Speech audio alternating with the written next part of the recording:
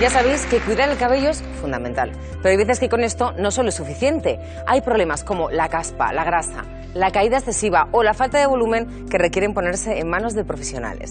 En los centros capilares Svensson vas a encontrar las últimas tecnologías de análisis capilar y además ahora te ofrecen un examen del cabello totalmente gratuito para analizar su estado. Así sus especialistas te pueden recomendar el tratamiento que más se adapta a tu caso. Así que ya sabes, si pierdes demasiado pelo al peinarte, notas que el cabello es cada vez más débil, sientes malestar o picor en el cuero cabelludo, es el momento de acudir a Svensson. Llama ya al 900-100-616 y solicita una cita. Tendrás una consulta y 2 sesiones de tratamiento gratis y sin compromiso. Recuerda, 900-100-616. Los especialistas de Svensson te pueden ayudar. Voy con Nacho, debe estar a punto. Ana Julia, ya saben, la autora confesa del crimen del pequeño Gabriel, de declarar, Nacho. Susana, estamos justo en las afueras del juzgado donde en unos minutos tiene que prestar declaración Ana Julia y aquí se ha concentrado un grupo de personas, como oyes, gritando justicia para Gabriel, asesina, cadena perpetua. Fijaos.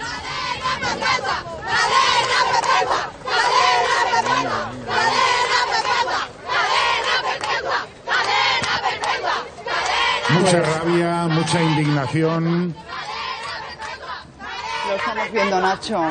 Pídenos paso, si te parece, cuando sepamos, tengamos la certeza de que está ya declarando Ana Julia, pero fíjense que esto ilustra muy bien el debate que estamos manteniendo. No estamos hablando de la cadena perpetua, estamos hablando de una condena revisable. En cualquier caso, me pedía la palabra Elisa Beni porque nos habíamos quedado a medias y ella decía, no se entiende que el Tribunal Constitucional tarde tanto tiempo en decidir si es constitucional o no. Sí, porque a este paso llegará antes el Tribunal Europeo de Derechos Humanos, que cuando se produzca alguna condena, que ya vemos que a Reino Unido se la hizo quitar y a Suiza está a punto de hacérsela revisar. Pero yo no iba a esto, y por terminar el debate. Vamos a ver, estos son medidas antiguas, es decir, la humanidad, la sociedad ya viene de sociedades en las que había cadena perpetua, sin revisar incluso, en las que había pena de muerte, ya venimos de eso, y eso no soluciona nada. Entonces, la pregunta es, ¿por qué en el siglo XXI, ante la necesidad de protegernos, que efectivamente hay una necesidad de protegernos, no acudimos a nuevas posibilidades que pueden ofrecernos esa protección sin conculcar derechos fundamentales y sin volver hacia atrás? Por ejemplo, tenemos las libertades vigiladas telemáticas, tenemos los tratamientos médicos obligatorios que los aprobó el PP en 2010, aprobó su introducción y nunca se han utilizado. Tenemos una serie de cuestiones que no serían volver al siglo XVIII, sino que serían avanzar. Y luego, por último, y respecto a la cantidad de gente que lo apoya, yo entiendo la emoción, porque evidentemente esto supone una conmoción para una sociedad como en España, en la que hay relativamente pocos crímenes. Esto es conmocionante y lo entiendo. Pero la gente apoya la prisión permanente porque se le están dando también datos falsos. Por ejemplo, que se sale enseguida con el tercer grado, que hay privilegios o que hay beneficios penitenciarios que se suprimieron hace muchísimo tiempo. Es decir, que se dan unas notas para que la gente opine sobre esto que no son ciertas. Vamos a hacer una cosa, Bárbara. Te doy la palabra a ti y a Juan Carlos Quer por alusiones para que os responda. Os pido que no os eternicéis en este debate, que hay muchos más que tenemos que hablar en los próximos minutos. Acabamos de ver al pueblo pidiendo cadena perpetua. Aquí estamos hablando de prisión permanente revisable. Pero ¿hasta qué punto la prisión permanente revisable se convierte en una cadena perpetua? Porque estamos hablando de que hay una revisión a los 22 años. Ojo, 22 años. Tenemos penas ahora mismo que llegan hasta los 40. Cumplimiento íntegro de las penas a los 40. Estamos hablando de revisiones de 22 años. Bien, cuando llegue ese momento, una revisión máxima de 22 años, ¿quién es el que objetiviza la reinserción del penado? Un equipo técnico que puede ser absolutamente arbitrario. Bien, la política criminal, ¿no? La política criminal no tiene... O equivocarse, claro. Bueno, porque a un ser humano, porque no somos Dios. Deja que termine. No he hablado en todo el debate y me gustaría acabar. La política criminal no la tienen que hacer estos ciudadanos indignados. Obviamente todos estamos indignados con el crimen de Gabriel y con el crimen de Diana y con otros muchos crímenes que ha habido en España. Estamos indignados, pero esta población no está habilitada para meterse en política criminal. La política criminal lo hacen los expertos en base a criterios técnicos. Y te voy a poner un ejemplo muy ilustrativo. Si yo voy con mi coche por una autopista y la autopista está mal hecha, y desgraciadamente se mata a mi hijo en esa autopista. Yo no me meto a contarle al Ministerio de Fomento cómo tiene que hacer las autopistas, porque no tengo ni la más puñetera idea. Seré víctima, me habrán destrozado la vida, pero no estoy habilitada a decirle a Fomento cómo tiene que hacer las autopistas. Perfecto. Bueno, pues ahora dejamos por favor que responda Juan Carlos por alusiones y dejamos aquí el debate, insisto, porque nos tenemos que ir en directo a Catoira para hablar de Chile. Por alusiones. Refería usted de sociedades antiguas. Mire, Alemania, Italia, Francia, Reino Unido. No Reino Unido se lo ha hecho cambiar. No me interrumpa, por favor. Pero es que no diga, da datos que no son verdaderos. No me interrumpa. Claro. No me interrumpa. Bueno, no le interrumpo, pero está dando datos que no son Las sociedades más así. avanzadas de Europa tienen este tipo de pena avalada por el Tribunal de Derechos Humanos. Incierto. A Reino Unido se lo ha hecho cambiar. Y no desde ayer. A Bulgaria se lo ha hecho cambiar. Permítame. A Suiza se lo va a hacer cambiar. Sí, a todos los que usted determine. No, oiga, a los que me he estudiado. Permítame que vamos siga. A ver. Pero no de datos. Por alusiones. No de datos. Sociedades antiguas. Mire, ya le acabo de decir lo que ocurre en nuestro derecho comparado. Mire. Bueno, lo que usted dice que ocurre, lo que usted dice que ocurre, porque bueno, no ocurre. Le No puedo dice enseñar la derecho normativa. comparado. Le puedo enseñar la normativa. Bueno, En cualquier caso, mire, el debate. Escuchadme. Sí, porque escuche, serenidad, por favor. Sí, pero serenidad para decir cosas que son ciertas. Serenidad. Sociedades antiguas, le acabo de decir la existencia de este tipo de penas en nuestro derecho comparado en sociedades que nos llevan 100 años de democracia. Segunda cuestión. Estados Unidos tiene pena de muerte. El debate. No sé por qué no vamos ahí. Ya. No me interrumpa. Segunda cuestión. Yo no estoy de acuerdo con la cadena perpetua. Yo no estoy de acuerdo con el sistema penal americano. Yo estoy de acuerdo con el derecho, los derechos de los detenidos, y no me va a enseñar usted a mí lo que deben de ser la objetivación de un derecho de detenido, pero sí voy a reivindicar la reivindicación y la protección de las personas más vulnerables. Mire, la protección, perdóneme, ¿me permite un segundo? ¿Cómo gana en protección? ¿Me permite? Si yo estoy de acuerdo con la protección, pero ¿cómo gana en protección? Si usted me lo permite, yo se lo explico, ¿de acuerdo? Explíqueme cómo gana en protección. Mire, el debate técnico es tan técnico, como que para que nadie opine, a excepción del Tribunal Constitucional, que es el único competente. Punto. Se acabó el debate en ese sentido. No Tribunal Constitucional. Opinan los juristas. Para hacer la política criminal de un país y las leyes, opinan las comisiones de juristas. Permítame. Claro, mire, esta norma. El pueblo no. El pueblo señorita, no. El pueblo no. Todo para el pueblo, pero pero sin el pueblo. Señorita, El pueblo, y en con eso- caliente, lo que y en acaba de caliente, señorita, no. hablar Y en es caliente, peligrosísimo. con el máximo respeto, Es peligrosísimo lo que acaba con de el decir. máximo A ver, dejad que respeto, termine Juan Carlos, con el por máximo favor. respeto, sin interrupciones, porque yo me tengo que ir, y por favor desde la información. La prisión permanente revisable, no es una cadena perpetua. Se lo vuelvo a insistir. Primero, Tal y como está diseñada está la española, informada, de facto, sí. lo deberá de decir el Tribunal manera, Constitucional. En segundo lugar, no lo va a decir usted, lo va a decir el Tribunal Constitucional.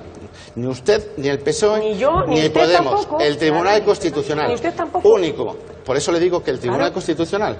Le digo que esta normativa está Ahora sí lo informada dije ya. por ¿Y el por qué? Consejo de Estado, por el Consejo del Poder Judicial y por el Sí, Consejo sabemos en qué Carlos, circunstancias. antes de que... y finalmente, Mira, que yo ya me tengo que ir porque voy a cerrar el debate solamente con una cosa. Mire, ¿le parece antigua que exista la protección de la mujer a través de la ley de violencia de género? No, ¿verdad? Pues a mí me parece antiguo que no se sepa amparar y proteger a nuestras jóvenes ni a las personas más vulnerables de nuestra sociedad. Y termino solamente por una circunstancia. Mire, ni de Podemos, ni de PSOE, ni de PDeCAT, ni de Compromís he recibido una sola propuesta efectiva. Ojalá que la pudieran poner encima de la mesa. No la tienen, porque no existe. Distinta a la prisión permanente revisable prevista para casos de extraordinaria crueldad, extraordinaria gravedad, cometida sobre las víctimas más vulnerables de nuestra Tengo que sociedad. dejar ahí Me el debate, gustaría pero... ponerle punto final, de verdad, si no, no Con la vamos a acabar. concentración. Solamente quiero decir una cosa. Este interesante debate que habéis tenido, he contabilizado 5.000 personas más que suman ya 2.515.000 firmando la iniciativa. Oye, y hay gente que no hemos hablado todavía. Es un dato, ¿eh? Y Es un aprovechamos dato. para decir que el próximo Claro. domingo convocáis una Claro. concentración en Huelva, a la La- a las 12. A las 12 de la mañana convocamos el domingo, día 18, convocamos en Huelva. Es la única convocatoria formal que hace nuestra plataforma. Hay decenas de miles de iniciativas.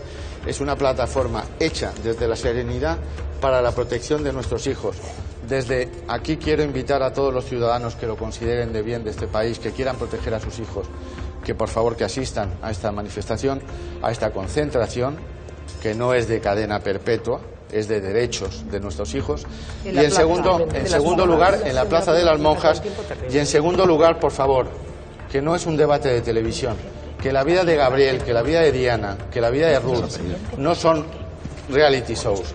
Que por favor testimonien a todos los televidentes que nos están viendo a través de change con g.org su apoyo.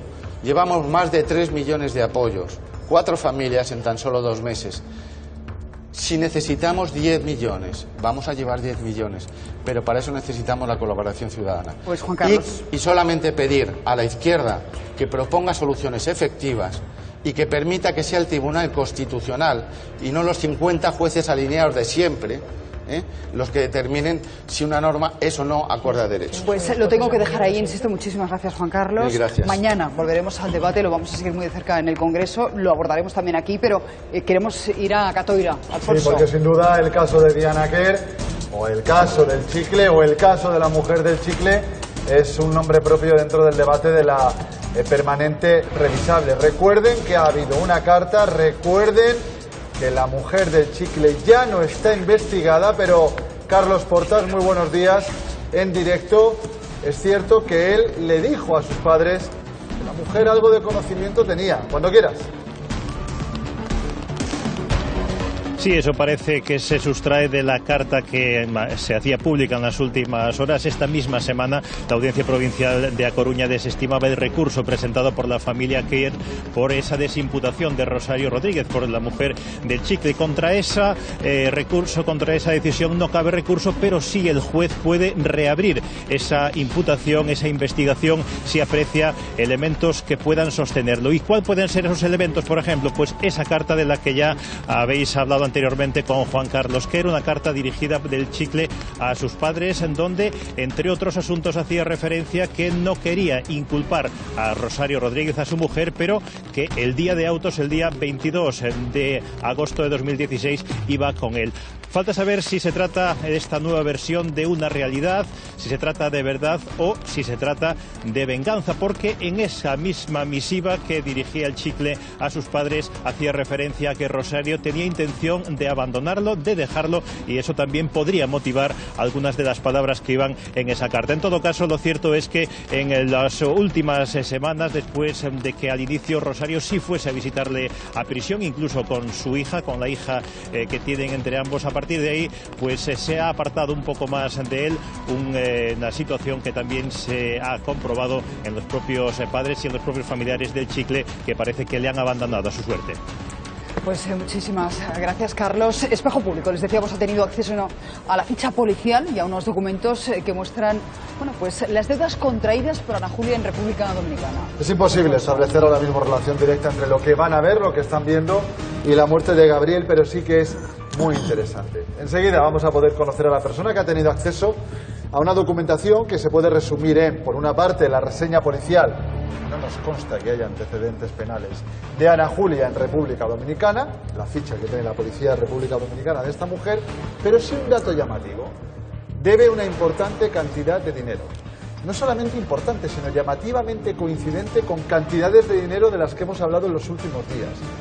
Y además, esa documentación tiene un cambio de domicilio. Curiosamente, cambio que se produce en las fechas de la desaparición de Gabriel, durante la desaparición de Gabriel. Lo hemos analizado, véanlo. La personalidad psicopática de Ana Julia la hacía moverse solo por 2 motivos: el dinero y los celos. Un cóctel explosivo que esta vez la ha llevado demasiado lejos. De hecho, los investigadores barajaban hasta el mismo momento de su detención que su verdadero móvil fuese cobrar un rescate. Así lo anunciaba ella misma en la radio gallega. ¿Hay una recompensa? Hay una recompensa de 10.000 euros. Si hay una pista fiable que nos lleve hasta Gabriel. Ahora su pasado enterrado en República Dominicana comienza a aflorar. Su embajador en España nos contestaba sobre los posibles antecedentes de la presunta asesina. ¿El embajador tenía antecedentes en su país? No, no tenía antecedentes delictivos. Pero Espejo Público ha tenido acceso a esta, su ficha policial dominicana. Nacida en Las Cabullas, en la región de La Vega, de profesión cocinera, Ana Julia cumplirá 45 años en apenas 11 días y lo hará entre rejas. Una mujer atrapada por las deudas y su pasado. Miren si no este préstamo que solicitó en República por valor de 2,5 millones de pesos, unos 40.000 euros. Vencidos 3 plazos, aún hoy Quezada acumula una deuda de 35.500 euros. Pero sin duda el dato más escalofriante de este informe es este cambio de domicilio con fecha 2 de marzo de 2018, justo 2 días después de que acabase con la vida del pequeño Gabriel. Ana Julia actualiza su domicilio y lo hace en la calle principal de Burgos, lugar que abandonó hace 3 años. Enseguida vamos a hablar con la persona que ha tenido acceso a esta documentación, pero antes quiero recurrir a otro compañero. Juan Cano, pues lo conocen, compañero del Diario Sur, almeriense, curtido periodista de Sucesos y Tribunales. Juan, nos estamos encontrando constantemente en la vida de Ana Julia dinero. Nos estamos encontrando dinero en Burgos, denuncias por presuntas estafas en Burgos, vaciado de cuentas de personas que estaban a punto de fallecer. Llegamos aquí al caso de Gabriel. La única persona que nos consta que tuviera interés por una recompensa era ella, ¿no, Juan? Buenos días, efectivamente, Alfonso. Hay que recordar que en la primera parte, en las primeras horas de la desaparición, ella fue una de las promotoras de ofrecer esa recompensa de 10.000 euros por alguna pista fiable de Gabriel. Además hace esa intervención en la radio de Galicia que habéis puesto hace unos minutos, en la cual también reitera eso. Hay que recordar que generó cierta controversia al principio porque la madre no tenía conocimiento de esa recompensa, por tanto el ofrecimiento salía del entorno del padre y al final la familia acabó aclarando mediante un comunicado que sí, que se ofrecían esos 10.000 euros. Pero es que hay otro dato también que yo creo que es muy llamativo en esto, que es que al final, cuando quedaban poquitos días para que se supiera el desenlace del caso, nos llegó información, yo creo que a todos los periodistas que nos estábamos dedicando a esto, de que se pretendía aumentar la cantidad y que ella pues le había ofrecido al padre, o le había planteado al padre la posibilidad de aumentar la cantidad de esa recompensa hasta llegar a los 30.000 euros. Que, como bien decía, a mí me parece una revelación sorprendente la que se hace esta mañana en el programa, coincide con la cifra que ella podía deber en República Dominicana. Es verdad que nos llamó mucho la atención, dentro de los bulos que ha habido en este caso, eso de la recompensa circuló muy rápido y no entendíamos de dónde salía porque, bueno, Patricia nos lo medio desmintió, pero el caso es que había salido del entorno del padre. La propia Ana Julia se encargó de decirlo y escuchen lo que le contaba a una radio gallega. Yo le agradezco muchísimo a la gente que llama para dar una información. Hay una recompensa de 10.000 euros y si alguien nos dé una pista fiable, que encontremos a Gabriel. ¿Hay una recompensa? Hay una recompensa de 10.000 euros. Si hay una pista fiable que nos lleve hasta Gabriel. Oye, ¿y la gente llama? Hemos recibido muchísimas llamadas de gente que se aprovecha del dolor de los demás. Cuando, sí, es muy triste. Cuando estamos así, de llamar y decir, pues mira, lo tengo aquí, dame el dinero, dame 100 euros, o sea, gente muy mala, pero bueno. Bueno, parece que está claro que el dinero sí es una constante. Claro, hay una diferencia entre establecer el dinero como móvil. No parece que el móvil sea económico en el asesinato de Gabriel, pero tal vez Ana Julia vio en el transcurso de la desaparición la posibilidad de obtener algún beneficio económico. Ya sé que suena a barbaridad, pero es que en este caso todo lo parece. Víctor Márquez, muy buenos días. Señor Márquez, usted es investigador y usted es el que ha conseguido esta documentación, ¿es correcto? Bueno, yo soy criminólogo colegiado del Colegio de Criminólogos de Asturias y efectivamente pues estoy llevando una investigación pues sobre todo no para aportar y colaborar, nunca para entorpecer ni perjudicar en este tipo de investigación. Como criminólogo y persona que ha dado con esta documentación tan llamativa, sí que quiero trasladarle un par de dudas que nos llaman la atención. En esta documentación aparece un cambio de domicilio. Lo que llama la atención del cambio de domicilio es que se produce el día 2 de marzo, ahí lo están viendo, en plena búsqueda de Gabriel. ¿A qué responde Correcto. esto? ¿A qué responde? Correcto. Eso tanto a Juan, que está ahí presente, como a mí nos ha llevado pues a una interrogante.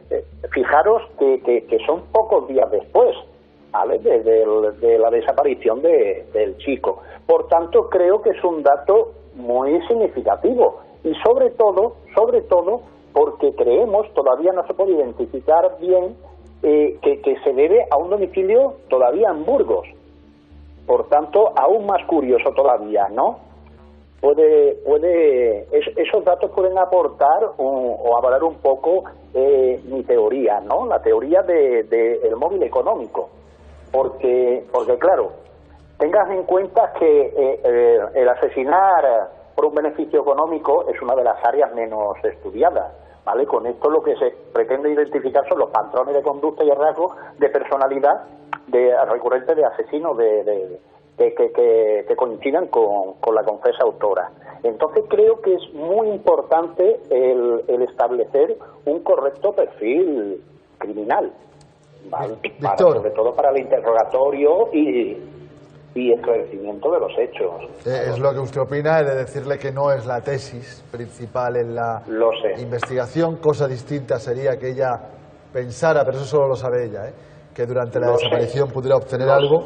Háblenos de sus antecedentes. ¿Encuentra usted en esta documentación algún antecedente complicado en la vida de esta mujer allá en República Dominicana? Claro, mire, en principio no tiene, ¿vale?, lo que me aseguran, no tienen antecedentes policiales. Eso me llevó a esa investigación porque hay un estudio de un profesor de criminología, David Wilson, que estudió a los asesinos a sueldo, ¿vale? Hay una tipología de asesino a sueldo que se categoriza en la amateur, ¿no? La amateur, pues, es una persona que por, digamos, necesidad económica imperiosa, pues se ve un poco involucrada en este tipo, ¿vale?, de crímenes. Y por supuesto son personas que no tienen antecedentes policiales, que no utilizan armas para cometer los hechos, y bueno, y una serie de factores y circunstancias que se asemejan mucho a priori. Digo a priori porque, claro, tenga en cuenta que me estoy basando en información, la mayoría pública. Nada como los investigadores de este caso, que tienen una información fiel, incluso para ellos este caso sigue siendo una incógnita, ¿vale? Pero de momento, con la información que mantengo, yo sigo barajando un móvil económico. Pues Víctor Márquez, muchísimas gracias. Ese móvil económico se barajó en su momento, Juan, pero luego perdió peso, ¿verdad? Porque finalmente, bueno, se ha hablado de celos patológicos. ¿Qué móvil cobraría ahora mayor fuerza por parte de los investigadores? La hipótesis de la investigación que se planteó en algún momento determinado esta posibilidad, el móvil económico, yo creo que ahora mismo va por otro camino y se centra más en esa parte, en la mala relación que según el entorno familiar de Gabriel existía entre Ana Julia y el niño no quería estar con ella y ella también parece ser que dentro de los planes, sus planes de futuro, pues es una palabra bastante hiriente, pero parece que el niño le estorbaba. Entonces esa en principio parece para los investigadores la principal hipótesis. Lo que sí es cierto es que los hallazgos que ha encontrado Víctor y que está desvelando Espejo Público sí me parecen llamativos y creo que para mí más incluso que el hecho de la deuda, porque el hecho de la deuda puede acabar siendo incluso hasta una coincidencia en la cifra, si bien es una coincidencia llamativa, lo que más me llama a mí la atención es ese cambio de domicilio, porque ese cambio de domicilio la lleva a su pasado, la lleva a Burgos y la lleva a un pasado turbio que por lo que hemos ido conociendo en los últimos días está lleno de personas que han ido pasando por su vida y que dicen que al final lo que intentó siempre fue aprovecharse de ella. Entonces, ese cambio de domicilio a mí me parece quizás hasta más inquietante incluso que la cifra. Pues Juan, muchísimas gracias. Estás, Alfonso, con lo que denominamos un perfilador. Tanto se habla, ¿verdad?, ahora de los perfiladores en el trabajo policial o contra la delincuencia. La persona que me acompaña es Juan Francisco Alcaraz. Muchas gracias por estar con nosotros, Juan Francisco. Él es presidente de la Sociedad Española de Investigación de Perfiles Criminológicos. Y una vez resuelta la detención de Ana Julia, le hemos pedido que nos ayude a entender qué hace un perfilador, sobre todo en momentos distintos del caso. Porque, Juan Francisco, lo que hemos aprendido en estas últimas apenas 2 semanas es que hay 2 etapas distintas en la investigación. Una cuando hay una persona desconocida a la que se busca y otra cuando ya tienes una identidad de un detenido. Me gustaría que empezáramos hablando del perfil cuando nadie sabía que Ana Julia estaba relacionada con el caso. ¿Cómo se pone un perfilador a trabajar en el caso? Bueno, en principio, lo primero que hay que matizar es que estábamos ante un perfil criminológico con base retrospectiva. Me explico.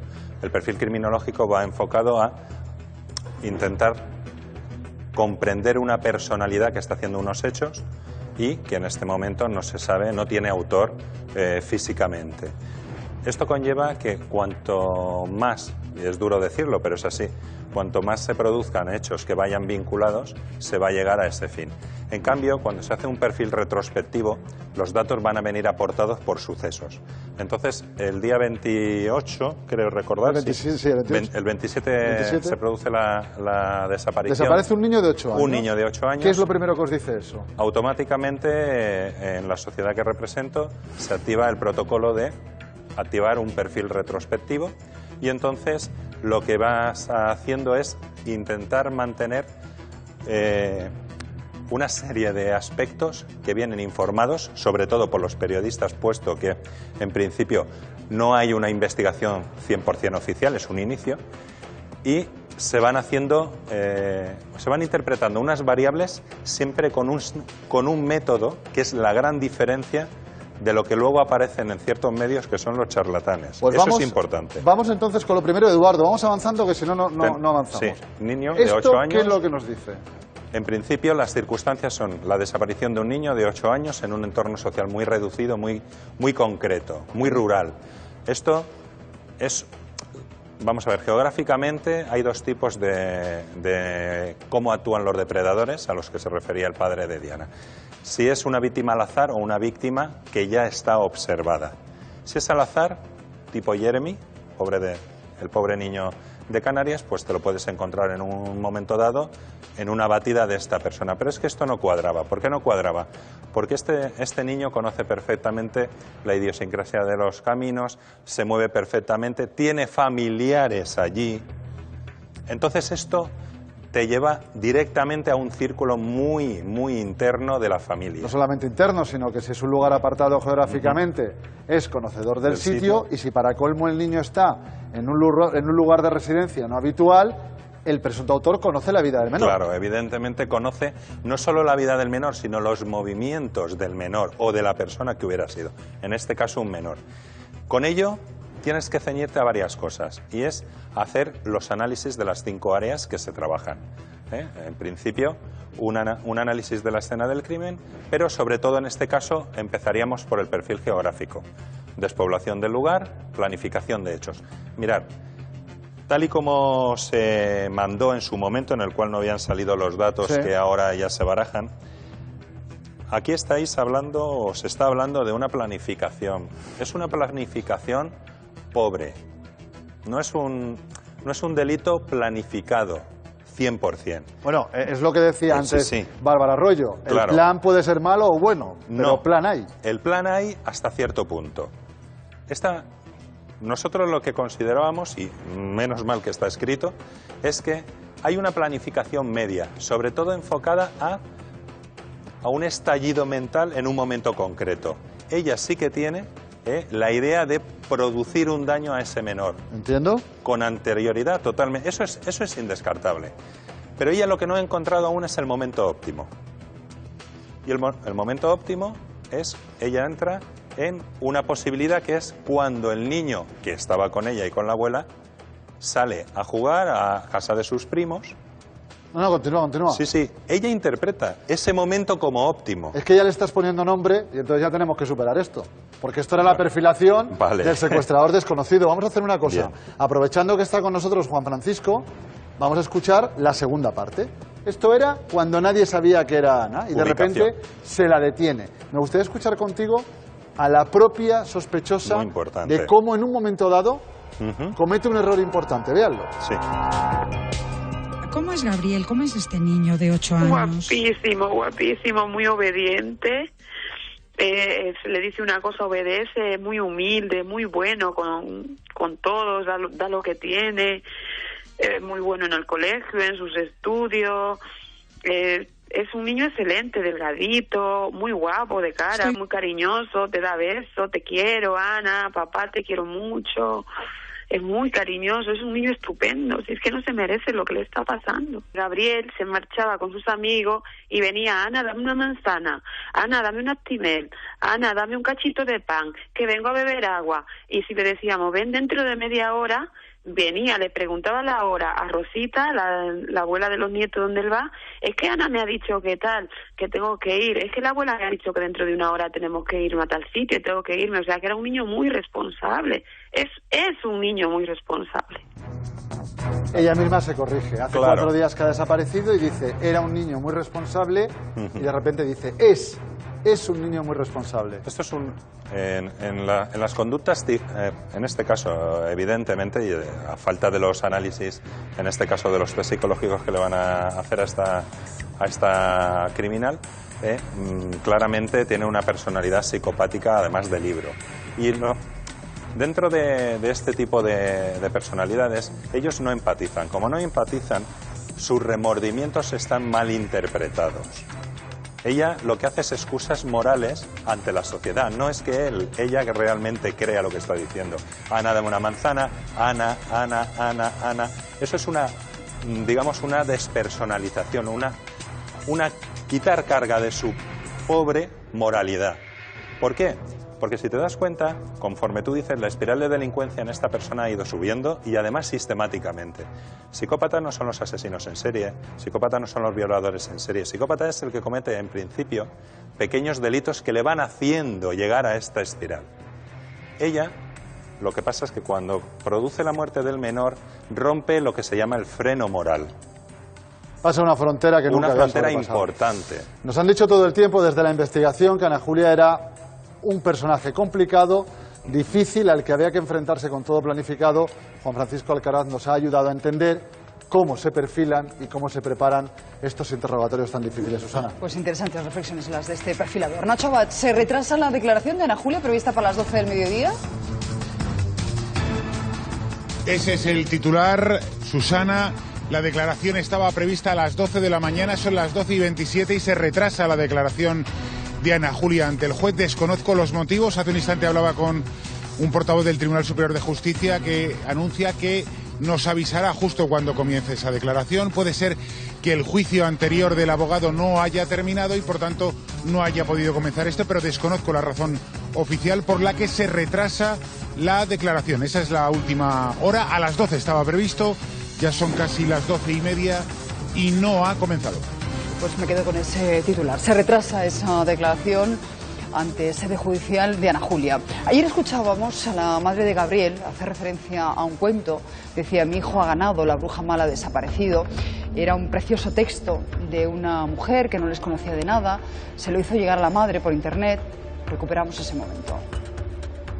Mamá, estoy bien. Pese a que estés muy triste, sé que tu primer pensamiento es que no lo merecía. Y es cierto, no lo merecía, tienes toda la razón. Pero no quiero que pienses que somos los perdedores de esta historia, porque he vencido, mamá, aunque el precio para vosotros haya sido muy alto. He vencido y estoy feliz en un lugar donde nunca jamás nadie podrá hacerme daño. He vencido, mamá, porque nunca la bruja del cuento pensó que un pez tan pequeñito fuera a plantarle cara. He rescatado a papá de las fauces de la bruja. He podido romper ese hechizo que nunca nadie pudo romper, porque soy mágico, mamá. Hay una princesa en este reino, se llama Marta, y es muy bonita, mamá. Tiene un hermoso castillo desde el que podemos ver el mar. Me cuida mucho porque dice que me comprende muy bien. Mamá, descansa. Hemos ganado y lo he conseguido yo solo, siendo un pescadito tan pequeño. Sois libres, papá y tú, porque ya no hay personas malas tan cerca de vosotros. Nos volveremos a ver y te enseñaré todos los pececitos que dibujo en la orilla del mar. Mamá, hemos ganado. Mamá, hoy he vencido a la oscuridad. María del Mar Cano es la autora de esta carta, de este cuento. Buenos días, María del Mar. Buenos días. ¿Cómo se te ocurre a ti escribir esta carta? Esta carta la veo yo escrita por un muchacho de aquí de Sevilla también, y después mi intención fue cambiar las palabras del final del texto de vencer a la bruja. ¿Cómo te quedaste cuando Patricia, la madre de Gabriel, cita ese cuento, que visto lo visto le llegó muy adentro? Pues me quedé en una nube porque no me quiero poner en la piel de ella. Tengo una niña con 3 añitos y me daba mucha pena, mucha pena, mucha pena. Este niño no merecía terminar como terminó. Me cuentan que llevas días llorando sin parar. Sí. No me quiero poner en el pellejo de esa madre porque es que yo me muero. Le pasa a mi hija y es que yo me muero. Le pasa a María del Mar, Fran, seguro que te ha pasado a ti en las últimas horas, nos ha pasado a todos, ¿no? Yo casi no he podido ni leer ese cuento cuando me lo han hecho llegar los compañeros. El otro día no lo pude leer. Yo creo que hay que tener hijos, ¿no? Para saber lo que o imaginarte, porque no otro puedes imaginar lo que tiene que estar pasando, ¿no? El niño, el pobre, le han arrancado la vida, pero a los padres y a los que lo querían lo han destrozado. O sea, yo creo que es antinatural perder a un hijo. Entonces, yo creo que no hay justicia terrenal capaz de hacer justicia, ¿no? Una cosa así. Desgarrador, la verdad que estamos todos, y es que está a la orden del día, ¿eh? ¿A ti te sorprende la reacción de la madre, tantísima entereza? Sí, a mí me sorprende y me preocupa. Pues yo creo que cuando todos los medios de comunicación desaparezcan se va a sentir muy sola. Le va a venir esa soledad, le va a venir esa angustia, le va a venir ese vacío que le deja a su hijo. Y cuando se queda allí sola en su casa, me da mucho miedo ese momento y no quiero ni pensar, porque ahora mismo yo creo que no es consciente de... Es lo que nos pasa a todos en un duelo, ¿no? Que mientras estás en el velatorio, mientras estás en el funeral, rodeado de amigos, de seres queridos, ahí estás casi en una nube, no eres muy consciente. Nube, mi pececito, gracias a todos, ¿no? Pero en este caso, además, todo multiplicadísimo. La oscuridad va a llegar, ¿eh? La oscuridad le va a llegar, y le va a llegar de una manera impecable, ¿no? Implacable, o sea, la va a arrollar. Ahora mismo yo creo que no es consciente todavía de que ha perdido a su hijo. Fíjate la barbaridad, ¿no? Yo creo que asumir eso es de humanos, no querer asumir. Con la oscuridad llegará también la rabia y los reproches, seguramente, y además es humano que sea así, ¿no? Segurísimo.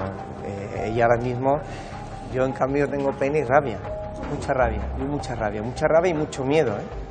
Mucho miedo con estas cosas, es que está a la vuelta de la esquina, nos puede pasar a cualquiera que tengamos hijos. ¿Y si encima la persona es de tu entorno? Porque yo no concibo eso, ¿eh? Siempre piensas en el hombre del coco, siempre piensas en alguien externo, ajeno a la familia, pero que sea alguien del núcleo familiar. Estamos acostumbrados a que los que estemos cerca nos traicionen, ¿no? En los negocios, en las amistades, pero una cosa así, ¿cómo superar, no? Ese padre que ha estado durmiendo con esa malnacida, ¿no? Esa que han estado en su casa, su abuela. ¿Cómo superas eso, no? ¿Cómo yo, desde aquí, mis mejores deseos de fuerza, le pido a Dios que les dé consuelo, porque yo creo que esto para ellos todavía no ha empezado. María del Mar, muchísimas gracias por tu sensibilidad. Y sobre todo porque creo que tus palabras han sido muy reconfortantes en un momento tan difícil para Patricia y Ángel. Muchas gracias. Enseguida nos vamos a ocupar, Alfonso, de un joven que fue testigo clave. El episodio más incomprensible, más inesperado del caso Gabriel fue el horrible viaje que realizó Ana Julia el pasado domingo con el cuerpo del crío en el maletero. Insistimos en que ni ella misma sabía a dónde se dirigía, lo bueno es que estaba estrechamente vigilado. Sir Hernández ha encontrado un testimonio muy llamativo. Ha encontrado a una persona con la que se detuvo Ana Julia en ese trayecto. E incluso llegaron a hablar. Lo que se dijeron, lo que sabemos de esta persona y el testimonio de este testigo crucial nos lo trae Desider enseguida.